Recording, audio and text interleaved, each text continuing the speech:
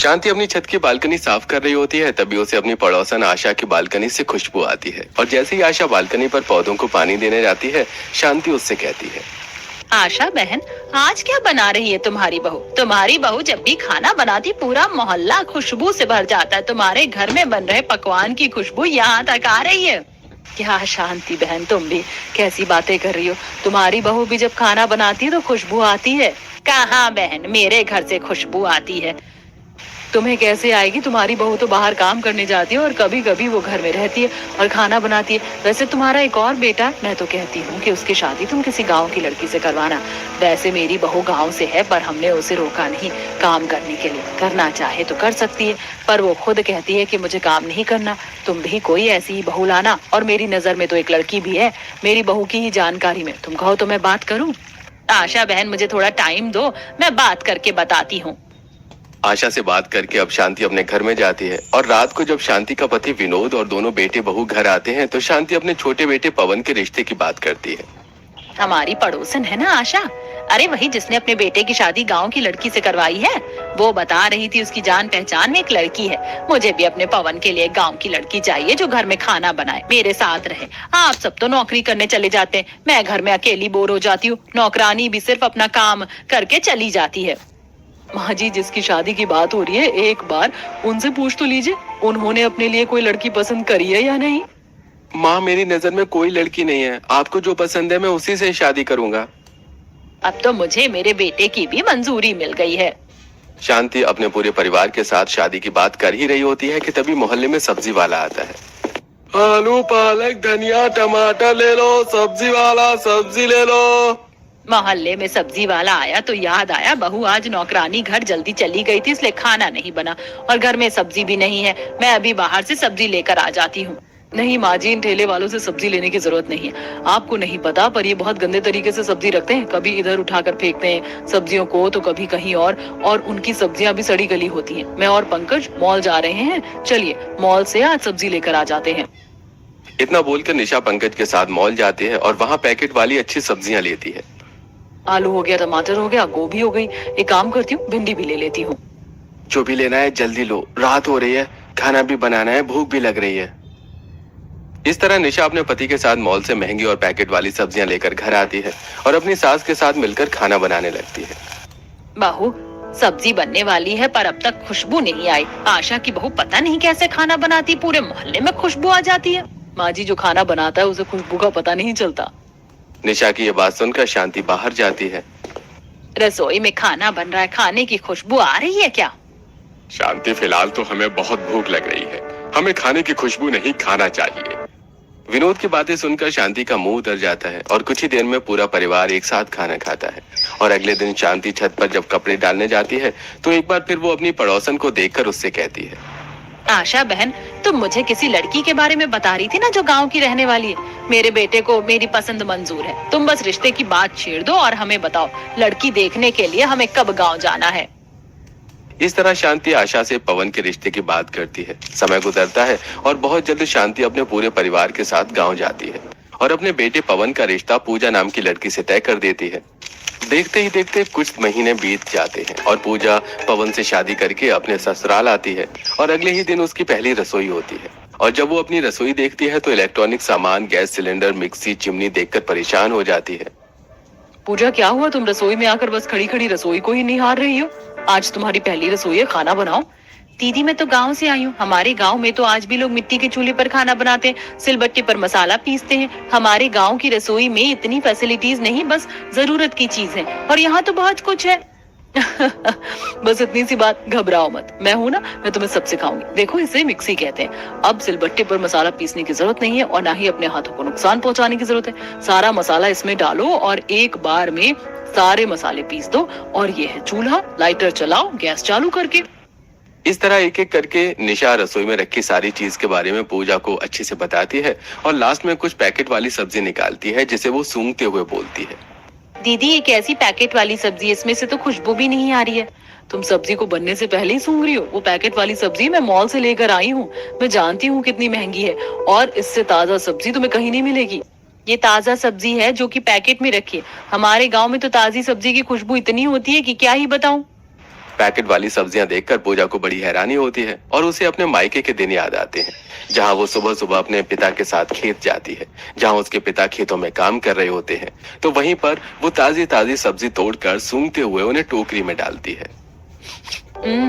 इस करेले की कितनी अच्छी खुशबू है। आज तो मैं भरवा करेला घर जाकर बनाऊंगी। बेटी, तेरा कुछ नहीं हो सकता। लोग नशा करते हैं और तू सब्जियों के सस्ते नशे करती है। अब जल्दी घर जा, तेरी माँ तेरा इंतजार कर रही होगी। सब्जी तोड़कर पूजा अपने घर जाती है और अपनी माँ के साथ खाना बनाती है। पूजा ये सब चीज सोच ही रही होती है कि तभी निशा उसके सामने एक मशीन रखती है और पूजा से कहती है, चाकू इस्तेमाल करने की जरूरत नहीं है, तुम्हारा हाथ कट सकता है। तुम इसमें सारी सब्जियां रखकर काट लो। कटर में कैसे सब्जियां कटती हैं निशा ये बताकर वहां से चली जाती है। जिसके बाद पूजा सभी के लिए खाने में मिक्स वेज, पुलाव, दाल रोटी, पराठे और पनीर की सब्जी बनाती है। आज खाने का स्वाद थोड़ा अलग है निशा। पूजा तुमसे अच्छा खाना बनाती है। और आज तो जब मेरी छोटी बहू खाना बना रही थी तो मुझे खाने की खुशबू भी आई।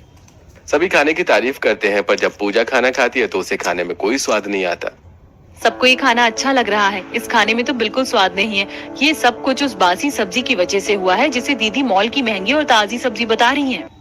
अपने हाथों का खाना खाकर पूजा का मूड खराब हो जाता है और इसी तरह 3 से 4 दिन बीत जाते हैं। अब शांति अपने घर की नौकरानी को भी हटा देती है तो वहीं पूजा अपनी सास के साथ घर में रहती है।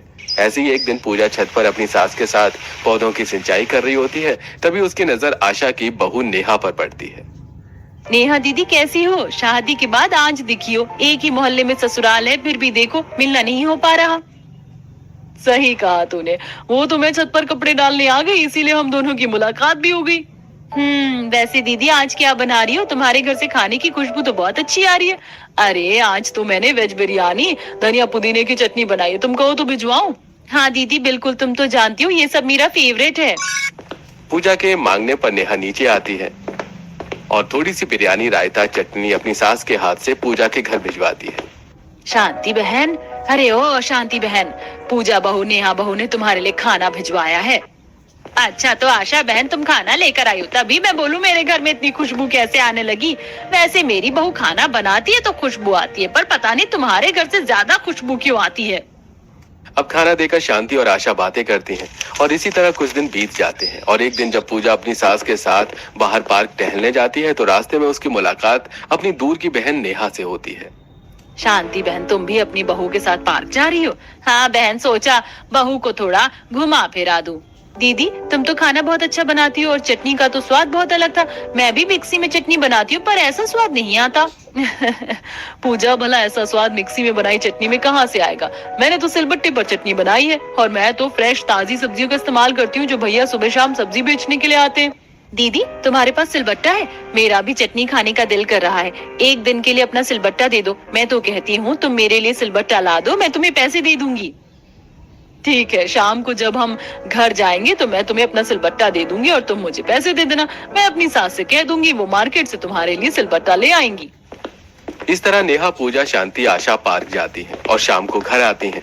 और घर आते ही नेहा अपना सिलबट्टा पूजा को दे देती है और शाम को पूजा पराठे सब्जी के साथ अपने हाथों से सिलबट्टे पर प्याज, टमाटर, मिर्च, धनिया को पीस कर सभी के लिए चटनी बनाती है।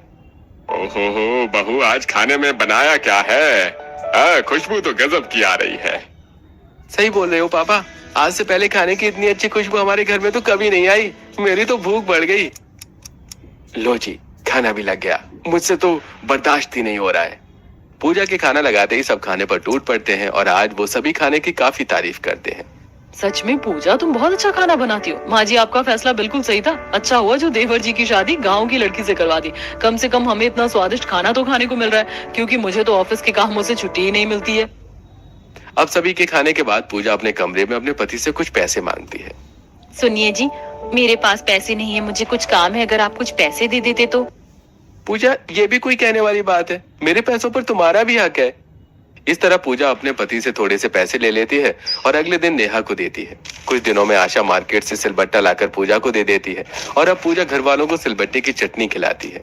इसी तरह कुछ दिन बीत जाते हैं और एक दिन निशा पूजा को घुमाने के लिए मॉल ले आती है। देख रही हो पूजा, मैं इसी मॉल से हमेशा सब्जी लेकर आती हूँ। यहाँ की सब्जी सबसे ज्यादा फ्रेश होती है, छू कर देखो। दीदी ये कैसी फ्रेश सब्जी है जो पैकेट में बंद है? ये तो मुझे किसी साधारण सामान की तरह लग रहा है। ताजा सब्जी में बहुत खुशबू होती है। आप कभी मेरे गांव चलना, तब मैं आपको दिखाऊंगी ताजी सब्जियां कैसी होती हैं। मुझे तुम्हारे गांव जाने की जरूरत नहीं है। तुमने कभी इतनी ताजा सब्जी नहीं देखी ना, इसीलिए तुम ऐसी बातें कर रही हो। इससे ज्यादा साफ और ताजी सब्जी तुम्हें कहीं नहीं मिलेगी। कुछ ही देर में पूजा और निशा सब्जी लेकर घर आती हैं और इसी तरह कुछ दिन बीत जाते हैं। ऐसे ही एक दिन पूजा घर के बाहर काम कर रही होती है, तभी उसकी नजर पड़ोस की कुछ औरतों पर पड़ती है जो बात करते हुए हाथों में मूली पालक लेकर आ रही होती हैं, जिसमें मिट्टी और जड़ लगी होती है। आंटी आप ये मूली कहाँ से लेकर आ रही हैं? ऐसा लग रहा है जैसे कि खेत से तोड़ा है। बहू ये सब्जी खेत से ही तोड़ कर ला रहे हैं हम। हमारे मोहल्ले से 5 किलोमीटर आगे एक छोटा सा गांव है। मैंने वहीं जमीन ली है। वहाँ अभी हमारा थोड़ा सा कंस्ट्रक्शन का काम चल रहा है, इसलिए रोज वहाँ आना जाना लगा रहता है। वहाँ के कुछ लोग खेती करते हैं, तो उन्हीं से थोड़ी सी मूली और साग मांग ली। आंटी क्या आप मुझे बता सकती हैं वो गाँव कहाँ है? दरअसल मैं गाँव से हूँ, बहुत दिन हो गए खेत नहीं देखा। हाँ हाँ बहू चलना तुम हमारे साथ, सुबह शाम हम जानते हैं तेरा मन नहीं लगता होगा अपनी मॉडर्न देवरानी के साथ। पूजा अपनी पड़ोस की औरतों से बात करके सारा काम निपटा कर घर में जाती है और अगले दिन अपनी सास से इजाजत लेकर मोहल्ले की कुछ औरतों के साथ रिक्शा में बैठकर उसी छोटे से गांव में जाती है और खेत में देखकर काफी खुश होती है। अब वो वहाँ के लोगों से बात करती है। आंटी आपने तोरी लौकी की खेती तो बहुत अच्छी की है। क्या मैं थोड़ी सी तोरी लौकी ले सकती हूँ? बदले में मैं आपको पैसे दे दूंगी।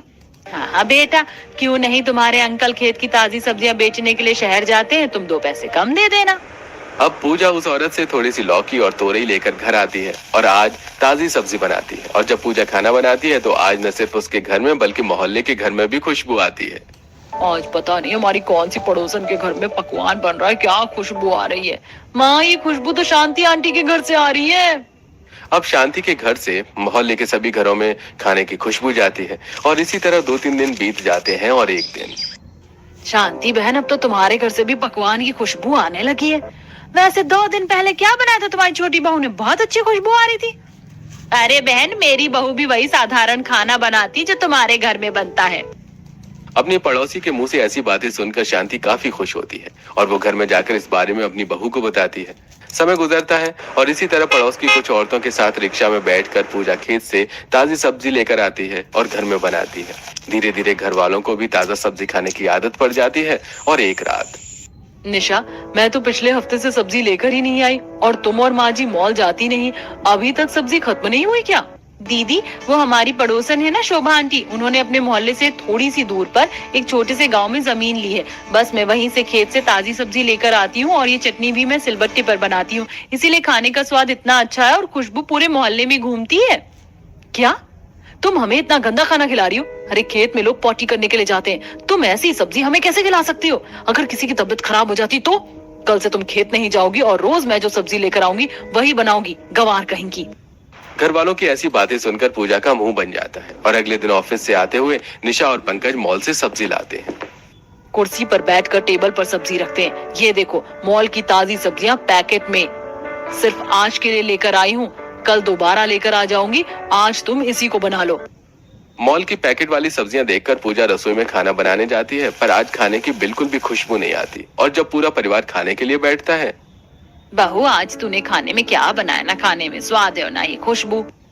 माँ पर आशा आंटी के घर से आज भी खाने की खुशबू आ रही है, पता नहीं वो कौन से मसाले डालती हैं। आशा आंटी की बहू मेरी दीदी हैं, वो कोई अलग मसाले नहीं डालती बल्कि सिलबट्टे पर खड़े मसाले खुद पीसकर सब्जी में डालती हैं। और वो मॉल की सब्जी नहीं बल्कि मोहल्ले में जो ठेले वाले अंकल आते हैं उससे सब्जी लेती है। दीदी मैं खेत से सब्जी नहीं लाऊंगी, पर मोहल्ले में जो सब्जी वाला आता है उससे तो सब्जी ले सकती हूँ, उनकी सब्जी भी ताजी होती है। पूजा सब्जी वाले की बात कर ही रही होती है कि तभी मोहल्ले में सब्जी वाला आता है और पूजा भागती हुई बालकनी पर जाती है और सब्जी वाले को रोकती है।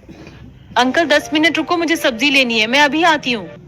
भैया हमें आपसे सब्जी नहीं लेनी। पूजा अभी मैंने तुम्हें बताया ना कि ठेले वालों की सब्जी अच्छी नहीं होती, जानती भी हो कैसे गंदे हाथों से सब्जी बेचते और पता नहीं कितने लोगों के हाथ लगते हैं इन सब्जियों पर, ऊपर से खुले होते हैं, कितने सारे कीटाणु इन सब्जियों पर घूमते हैं, जानती भी हो तुम। निशा पूजा को न तो खेत से सब्जी लाने देती है और न ही मोहल्ले में सब्जी लेने देती है और घर वाले भी निशा का साथ देते हैं, जिस वजह से पूजा अब खाना कम कर देती है। और एक दिन जब निशा घर में होती है तो वो पूजा को अपने साथ मॉल ले जाती है और सब्जी लेने को कहती है। देखो, पैकेट में सब्जी है, किसी के गंदे हाथ नहीं लगते इस सब्जी पर, और सब्जी का रंग और सफाई देखो कितनी है। पर दीदी, इस पैकेट पर डेट डली है, आप मुझे बता सकती हैं डेट कौन सी है? देखो, ये डेट तब की है जब ये सब्जी पैक हुई थी, और ये है एक्सपायरी डेट। 1 हफ्ते में ही ये सब्जी खराब हो जाएगी। दीदी, अगर इसकी एक्सपायरी डेट है तो ये ताजी कैसे? घर में आप 2 दिन सब्जी फ्रिज में रख दो, वो गल जाती है, और ये सब्जियां तो कहीं ना कहीं उगाई जाती होंगी। आप खुद सोचिए, 10 तारीख को ये सब्जी बनी है, आज 12 तारीख है, और हमारे घर में भी 2-3 दिन बाद सब्जी ये बनेगी, तो ये कहाँ से ताजी है? मैं आपको समझाती हूँ, अगर हम सुबह खाना बनाते हैं तो वो ताजा होता है, पर वही रात में खाते हैं तो वो खाना बासी हो जाता है। आपको नहीं लगता कि सब्जी भी कुछ ऐसी ही होती है? निशा पूजा की किसी भी बात का कोई जवाब नहीं देती और सब्जी लेकर बिल काउंटर पर चली जाती है। कुछ देर में वो लोग घर जाते हैं और देखते हैं कि मोहल्ले की कुछ औरतें सब्जी ले रही हैं। बहन, वो टिंडे मतलब वो खराब है, इसलिए मैंने अलग टोकरी में रखे हैं। आप ये भिंडी, टिंडे, करेले, तोरई ले लो, ये सब ताजा है, सुबह ही मंडी से लेकर आया हूँ। आज बिक गए तो ठीक है, वरना कल तक बासी हो जाएगा तो कोई हाथ नहीं लगाएगा। अंकल, सच में ये तो बिल्कुल ताजा है। दीदी देखो ना, इसमें मॉल की सब्जी से ज्यादा खुशबू है, और ये ज्यादा साफ भी लग रहे हैं। अरे पूजा, तू निशा से पूछ रही है ताजी सब्जी के बारे में? तू तो खुद खेत से सब्जी तोड़कर लाती थी। ताजी सब्जी की पहचान करनी तो मैंने तुझसे ही सीखी।